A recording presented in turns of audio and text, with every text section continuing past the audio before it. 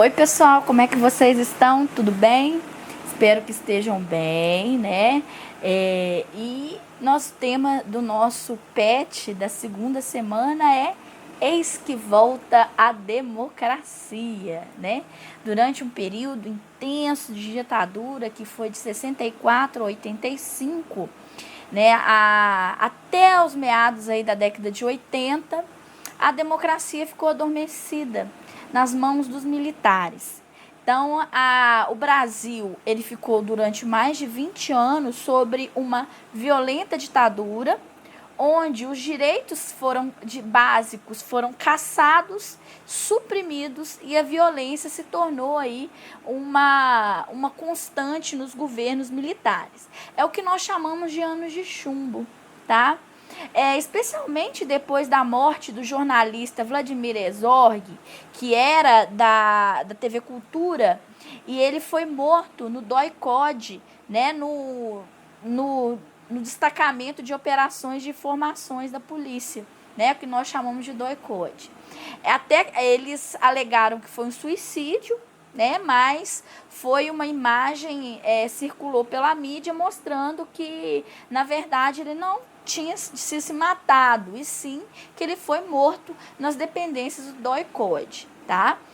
Somente em 2012 que foi reconhecido pelo Estado brasileiro que ele foi, e a família recorre na justiça, enfim, né?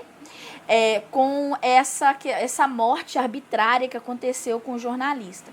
E isso contribuiu em muito para a população não apoiar mais o regime militar, que estava muito evidente a tortura, as prisões arbitrárias, né? A democracia ela tinha se esvaído pelas nossas mãos, né? Então a população, a década de 80 foi marcada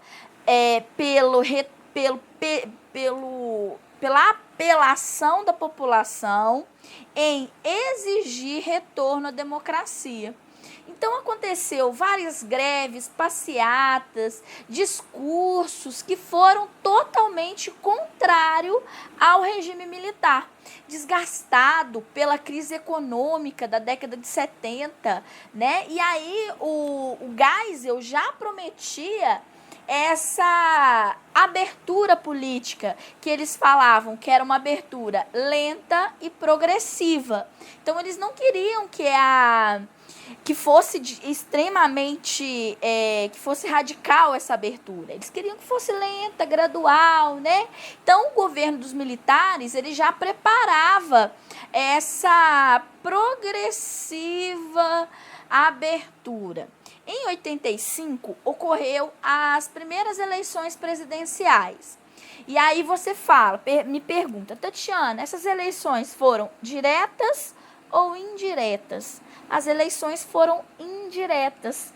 Mesmo o deputado Dante Oliveira, na época, exigindo a abertura e que o povo pudesse votar através dessa emenda constitucional, que ficou conhecida como Dante de Oliveira. Essa emenda ela exigia que as eleições elas ocorressem de forma direta, ou seja, que o povo pudesse votar, tá? Então foi protocolada na Assembleia, né? Na época teve muita comoção nacional, mas a emenda ela se tornou um movimento popular, mas ela não passou. E isso enfureceu muito os movimentos sociais, né? Mesmo assim, essa ideia de eleger o seu representante no legislativo, ela foi frustrada em 85. Né, mas mesmo assim, mesmo a emenda não sendo aprovada, aí que tornou mais revolta, a população se revoltou mais, né, sobre o lema. Eles organizavam várias passeatas com direta já, né? Tinha o lema 1, 2, 3, 4, 5 mil. Queremos escolher o presidente do Brasil. Então essa campanha, as principais capitais, São Paulo, Rio de Janeiro, Belo Horizonte, intensificou.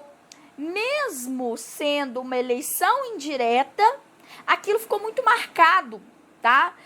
Ficou muito marcado como que era arbitrário o governo militar, não deixando a população escolher o seu presidente. Então foi frustrado, ela contribuiu mais ainda para poder criticar o sistema governo militar.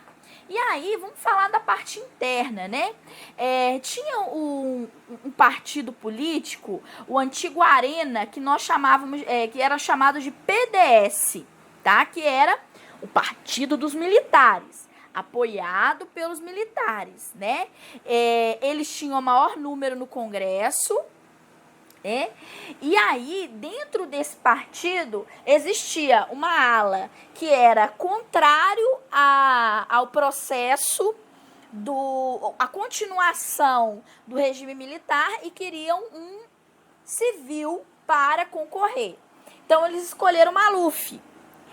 E o núcleo duro, aquele radical dos militares, escolheu o Aureliano Chaves para concorrer a essa eleição presidencial, né, que era indireta, né, que era, aí ficou naquela disputa, Aureliano Chaves, Maluf. O Maluf representava o empresariado brasileiro, mesmo diante a corrupção que ele era denunciado, mas ele tentou se candidatar como presidente dentro desse partido que era dos militares. Mas mesmo no partido dos militares, tinha essa ruptura entre uns que queriam essa transição para os civis e o outro que queria Aureliano Chaves, que era o núcleo duro lá dos militares.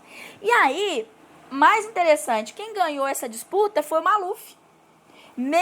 E esse núcleo duro de militares, eles acabam se retirando do partido, revoltados, né?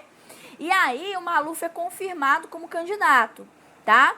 E alguns parlamentares rompem com o PDS, eles vão firmar a Frente Liberal e vão apoiar o Tancredo, tá?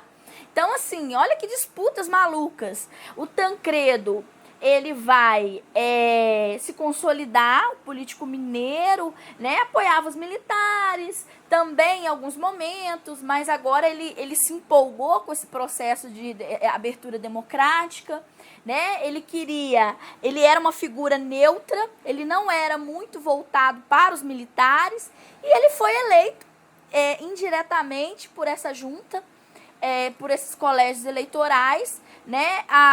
Ele, e na época era o Sarney, que era o seu vice, e aí eles se tornaram, né, o primeiro presidente civil, mas que não foi eleito pelo povo, tá? Detalhe aí dessa questão, tá?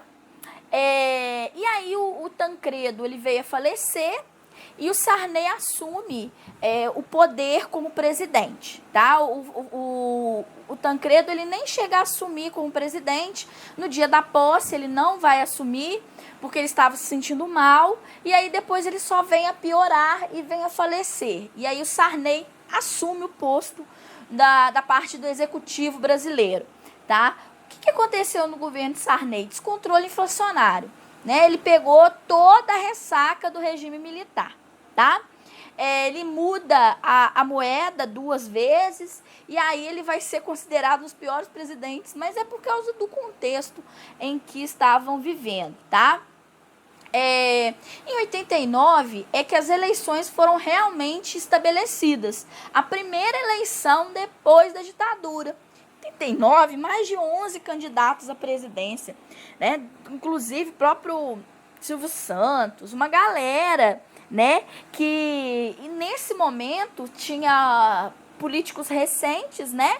O Maluf, Ulisses Guimarães, uma série de políticos dessa corrida presidencial. E dentre esses políticos, nós tínhamos Leonel Brizola, Luiz Inácio Lula da Silva, né, que era do Partido Novo, do Partido dos Trabalhadores, e que estavam aí em grande vantagem, porque ele era renovação, né, contra o regime militar, a favor dos trabalhadores, né?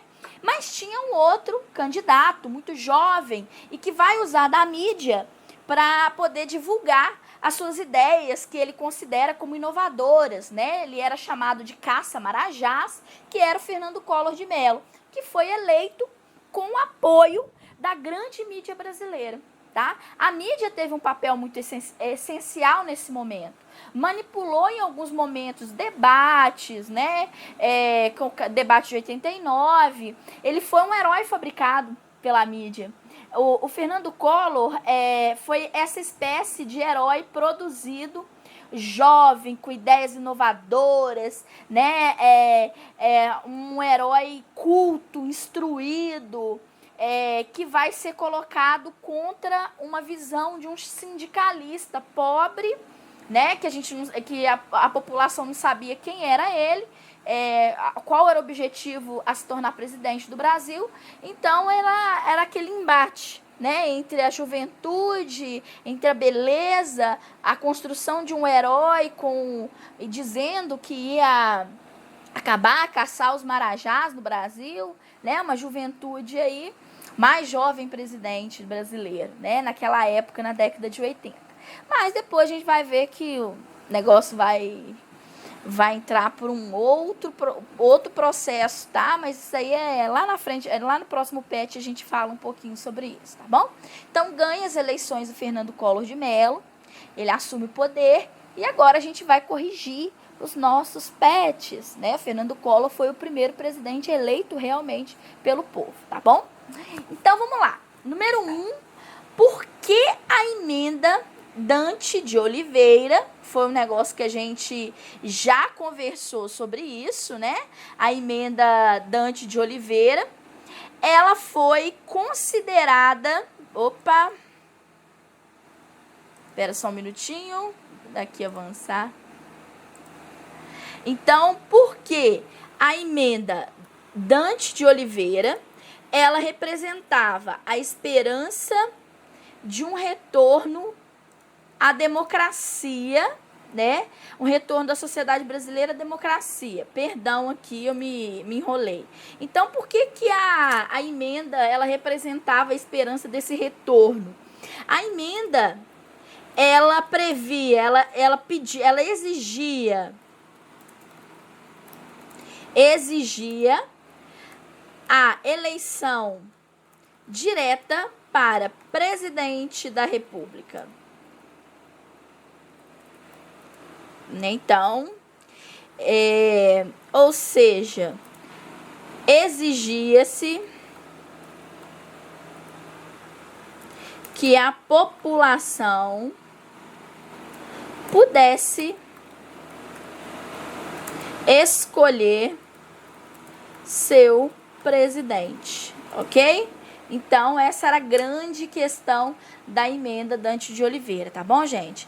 A número 2 vai perguntar o seguinte: por que podemos afirmar que o PDS perdeu uma eleição praticamente ganha em 85?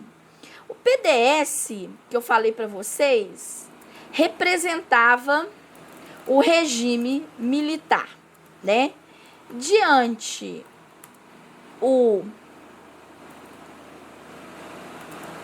as disputas internas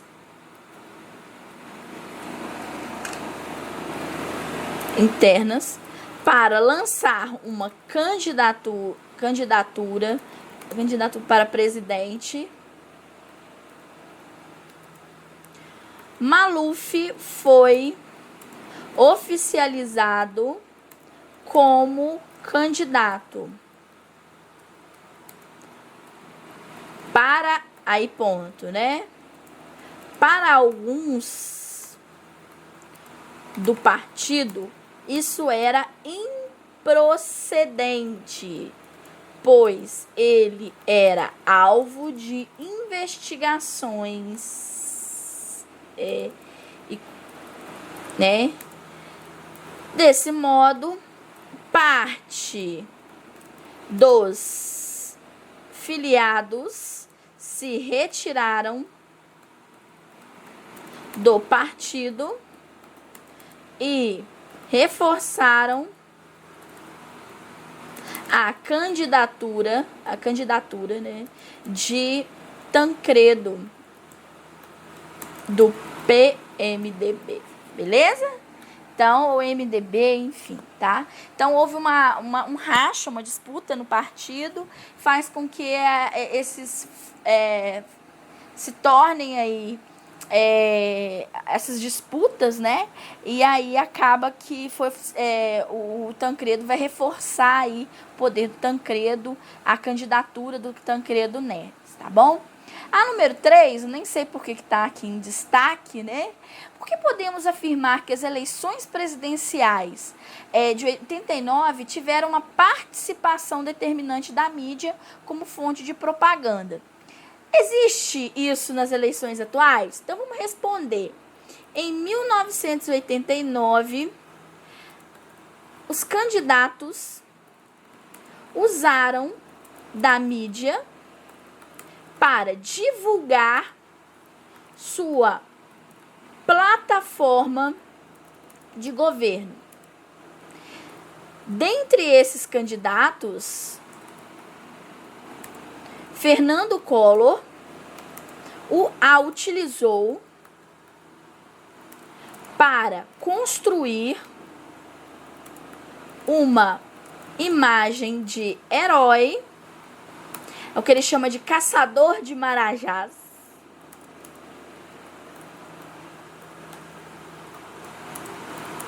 E com isso foi conquistando a população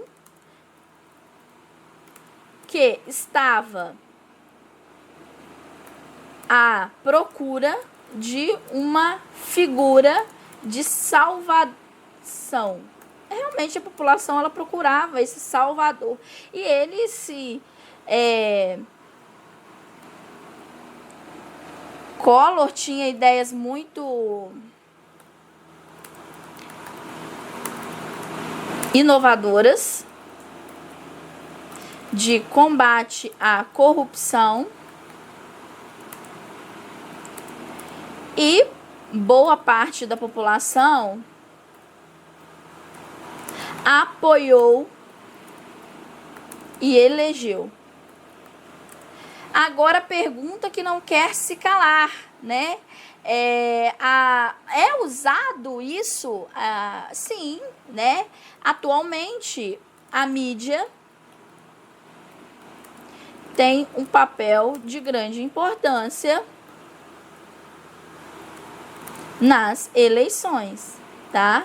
Ela divulga, enfim, né? Ela traz essa ideia também, bom? Não acabou essa ideia da questão da mídia como manipuladora de eleições. Isso acontece muito, muito mesmo, tá bom, gente? Então, né, aqui a correção, acompanhe aí a nossa correção dos nossos PETs, né? E qualquer dúvida eu estou à disposição de todos. É só assistir a nossa videoaula de correção dos PETs, tá bom? Então, ó, um beijo, forte abraço e até a próxima semana.